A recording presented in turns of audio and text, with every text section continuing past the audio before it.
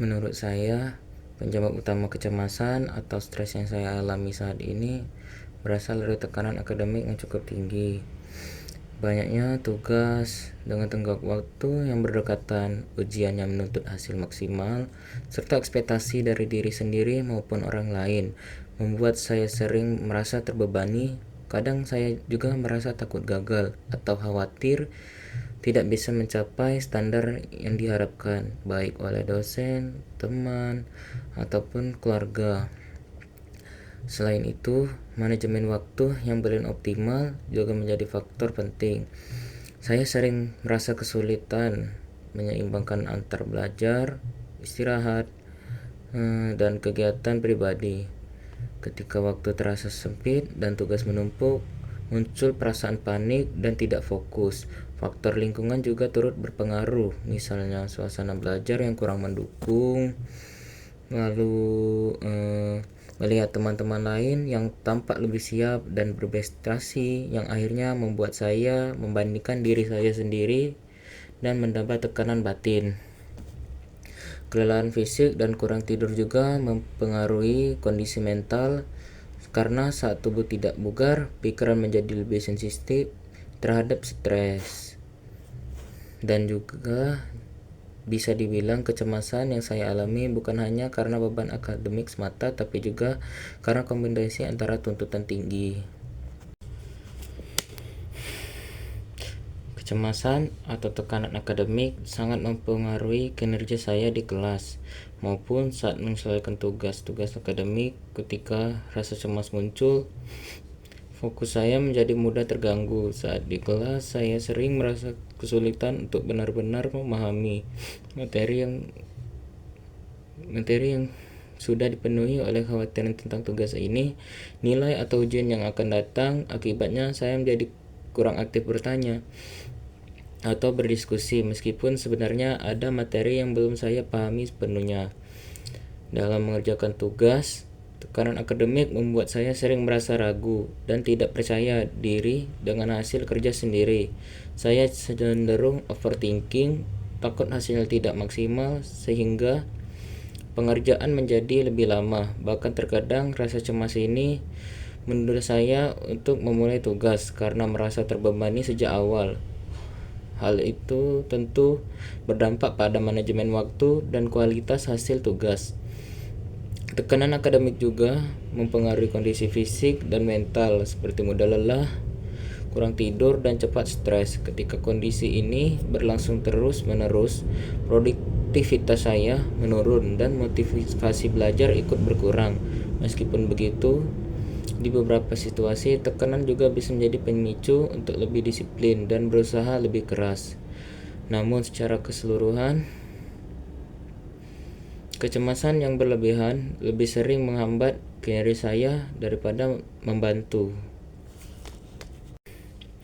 Benar, sejak saya merasakan kecemasan atau tekanan akademik, terjadi cukup banyak perubahan dalam pola hidup saya, terutama pada pola tidur, makan, dan aktivitas sehari-hari.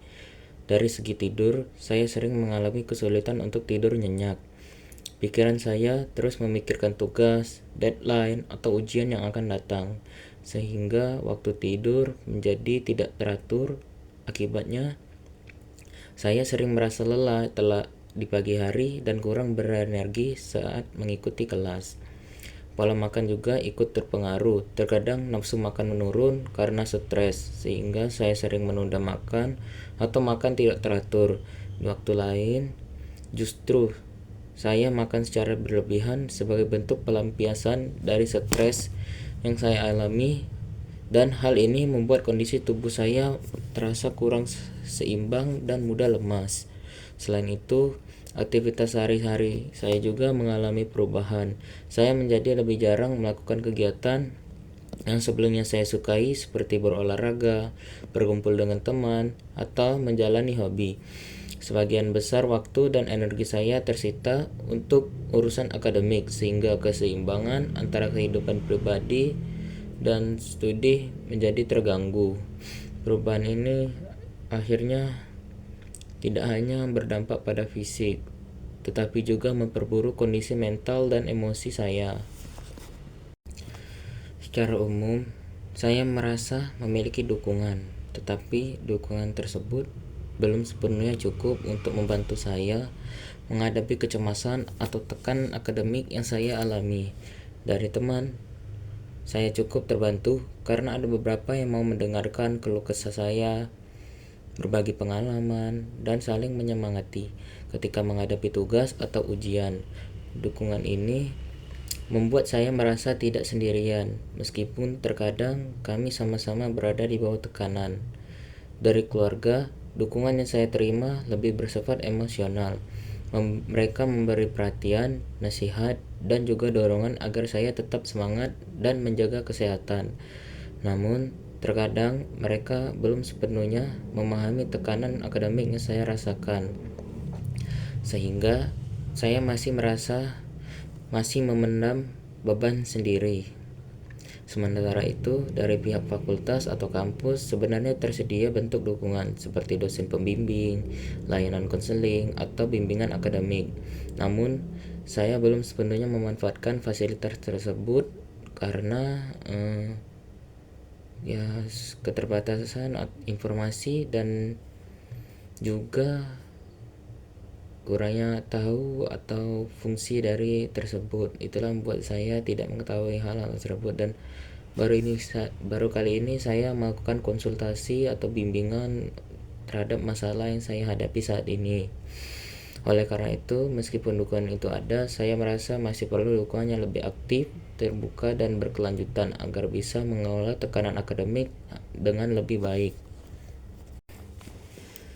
Ketika menghadapi tugas atau ujian dengan tenggat waktu yang ketat, perasaan yang paling dominan saya rasakan adalah cemas, tertekan. Pikiran saya langsung dipenuhi oleh berbagai kekhawatiran, seperti takut tidak bisa menyelesaikan dengan tepat waktu, hasilnya tidak maksimal, atau tidak sesuai dengan harapan dosen dan diri sendiri. Kondisi ini sering membuat saya merasa panik, sulit berpikir jernih, dan fokus menjadi mudah terganggu. Secara fisik, tekanan tersebut juga terasa cukup kuat, jantung berdebar lebih cepat, tubuh terasa tegang, dan terkadang muncul rasa lelah meskipun belum banyak mengerjakan apapun. Akibatnya, saya justru membutuhkan waktu lebih lama untuk memulai tugas karena merasa terbebani sejak awal. Dalam situasi seperti ini, saya juga sering mengalami overthinking, terlalu memikirkan hasil akhir daripada fokus pada pengerjaan. Namun, di sisi lain, tenggat waktu yang ketat juga bisa membuat saya jauh lebih serius dan berusaha mengatur waktu dengan lebih disiplin saat sudah mulai mengerjakan. Tekanan tersebut perlahan berubah menjadi dorongan untuk menyelesaikan tugas sebaik mungkin. Meskipun demikian, secara keseluruhan, tenggat waktu yang sempit lebih sering menimbulkan stres dan kecemasan yang cukup menguras energi dan mental saya. Saya merasa cukup kesulitan dalam mengatur waktu dan menentukan prioritas antara studi dan kegiatan pribadi. Tuntutan akademik seperti tugas, presentasi, ujian, dan deadline yang saling berdekatan seringkali membuat saya harus memprioritaskan studi dibandingkan kebutuhan pribadi. Akibatnya, waktu untuk istirahat, menjalani hobi, atau bersosialisasi menjadi sangat terbatas. Ketika fokus terlalu besar pada akademik, saya sering merasa kelelahan, baik secara fisik maupun mental. Namun, jika saya meluangkan waktu untuk kegiatan pribadi, justru muncul rasa bersalah atau cemas karena merasa seharusnya menggunakan waktu tersebut untuk belajar atau mengerjakan tugas. Hal ini membuat saya sulit benar-benar menikmati waktu istirahat dan menyebabkan pikiran terus terbebani. Kesulitan mengatur waktu ini juga berdampak pada produktivitas karena merasa kewalahan. Saya terkadang menunda pekerjaan atau tidak bisa mengerjakan tugas secara maksimal. Saya menyadari bahwa kurangnya keseimbangan antara studi dan kehidupan pribadi justru memperparah stres yang saya alami. Oleh karena itu, saya merasa perlu belajar mengatur prioritas dengan lebih baik agar kesehatan mental tetap terjaga tanpa mengorbankan tanggung jawab akademik. Saya pernah dan cukup sering merasa cemas atau takut untuk bertanya kepada dosen maupun teman sekelas ketika saya merasa kesulitan memahami materi pelajaran. Rasa cemas itu biasanya muncul karena takut dianggap kurang pintar, khawatir pertanyaan yang terlihat sepele, atau takut mengganggu waktu dosen dan teman-teman. Pikiran seperti ini seharusnya saya sudah paham. Sering membuat saya menahan diri untuk bertanya. Akibatnya saya hanya memilih diam di kelas dan mencoba memahami materi sendiri, meskipun sebenarnya pemahaman saya sepenuhnya belum matang. Hal ini justru menambah tekanan karena materi yang tidak dipahami bisa menumpuk dan berdampak pada tugas atau ujian. Dalam diskusi dengan teman sekelas pun saya terkadang merasa tidak percaya diri untuk mengungkapkan kebingungan saya, terutama ketika melihat orang lain tampak lebih cepat memahami materi. Namun seiring waktu, saya menyadari bahwa rasa takut ini lebih banyak merugikan diri sendiri ketika akhirnya saya memberanikan diri untuk bertanya. Respons yang saya terima seringkali positif dan membantu.